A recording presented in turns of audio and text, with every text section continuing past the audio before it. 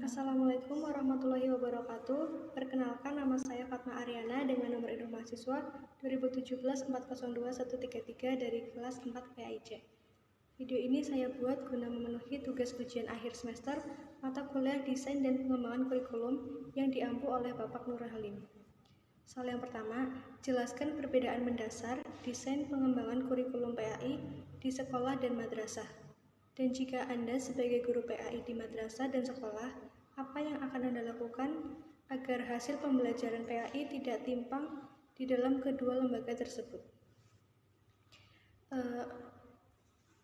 Desain dan pengembangan kurikulum pendidikan agama Islam mempunyai pengertian yang sama dengan desain pengembangan kurikulum pendidikan agama Islam, yaitu rancangan, pola, ataupun model pengembangan kurikulum pendidikan agama Islam sesuai dengan visi dan misi sekolah. Dalam pengembangan kurikulum pendidikan agama Islam, itu merupakan suatu proses kegiatan penyusunan, pelaksanaan, penilaian, dan juga penyempurnaan kurikulum pendidikan. Ada 4 asas dalam pengembangan kurikulum, yaitu asas filosofis, asas organisatoris, asas sosiologis, dan juga asas psikologis. Kurikulum PAI di madrasah itu memiliki suatu hal yang lebih pokok yang memang diharapkan, dan bukan hanya dalam target tujuan PAI, tapi juga sebagai pendidikan yang lahir dari agama Islam.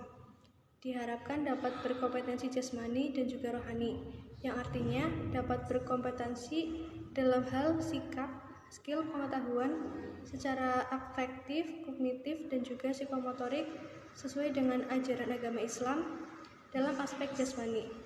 Dan dengan adanya kurikulum madrasah diharapkan menjadikan anak didik menjadi makhluk yang beriman dan juga bertakwa kepada Allah, serta senantiasa mau mengamalkan apa yang telah diajarkan di dalam madrasah. Desain pengembangan kurikulum PAI di sekolah itu mencakup standar kompetensi dan juga kompetensi dasar pendidikan agama Islam untuk sekolah umum yang dirancang oleh Kementerian Pendidikan. Pendidikan agama di sekolah umum terselenggara sebagai upaya pengintegrasian pendidikan Islam ke dalam sistem sekolah yang kurikulumnya itu berorientasi pada pengetahuan umum. Dan pada kurikulum PAI di sekolah umum itu seperti SD, SMP, SMK adalah bentuk certified, yaitu di mana mata pelajaran PAI di dalamnya memuat tentang ilmu tauhid, Al-Quran, Al-Hadis, fikih, sejarah, dan juga akhlak.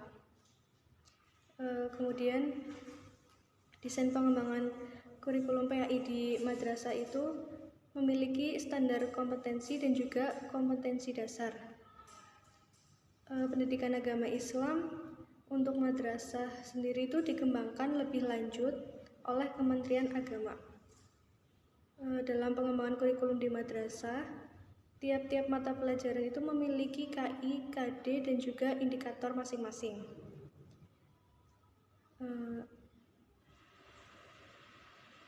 Soal yang kedua, jika Anda sebagai seorang guru, langkah apa saja yang akan Anda lakukan untuk mengembangkan kurikulum PAI berbasis karakter, dan apa isi atau materi kurikulum tersebut? Upaya yang akan saya lakukan untuk menghasilkan 6 nilai etik utama yang disepakati bersama dalam pendidikan, yaitu yang pertama dapat dipercaya, maksudnya meliputi sifat jujur dan juga integritas. Yang kedua, memperlakukan orang lain dengan penuh rasa hormat.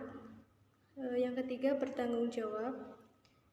Yang keempat, adil. Yang kelima, memiliki rasa kasih sayang. Dan yang keenam itu menjadi warga negara yang baik. Sedangkan isi atau materi kurikulumnya itu mencakup yang pertama, langkah dalam pengembangan kurikulum itu adalah menganalisis dan juga mendiagnosis kebutuhan. Yang kedua, perumusan tujuan, dan yang ketiga, penggunaan alat evaluasi. Soal yang ketiga, jelaskan satu persoalan dalam desain pengembangan kurikulum PAI Madrasah, kemudian jelaskan langkah solusinya untuk menyelesaikan persoalan tersebut. Salah satu persoalan di PAI Madrasah, salah satunya ada di bagian komponen strategi, di mana dalam kegiatan belajar mengajar di madrasah berlangsung secara monolog dan juga monoton dengan posisi guru yang dominan. Karena murid lebih banyak pasif dan tidak memiliki ruang untuk bertanya dan juga mengembangkan wawasan intelektual. Solusinya untuk menyelesaikannya itu memasukkan pertemuan yang khusus untuk praktikum supaya peserta didik itu dapat merasakan dan juga memiliki pengalaman langsung. Materi-materi yang dipraktikkan juga cenderung mudah untuk diingat dan dalam jangka waktu yang panjang ketimbang hanya dengan teori dan juga hafalan. Juga mengubah strategi supaya tidak monoton itu bisa disisipkan dengan games atau yang masih berkaitan dengan pembelajaran PAI supaya mengembalikan mood atau perasaan peserta didik dan juga memberikan kesempatan kepada peserta didik untuk bertanya dan juga untuk mengasah kemampuan berpikir kritis. Kita sebagai guru itu sebagai fasilitator tidak boleh bersikap tegang dan kaku di dalam kelas. Sekian, terima kasih. Assalamualaikum warahmatullahi wabarakatuh.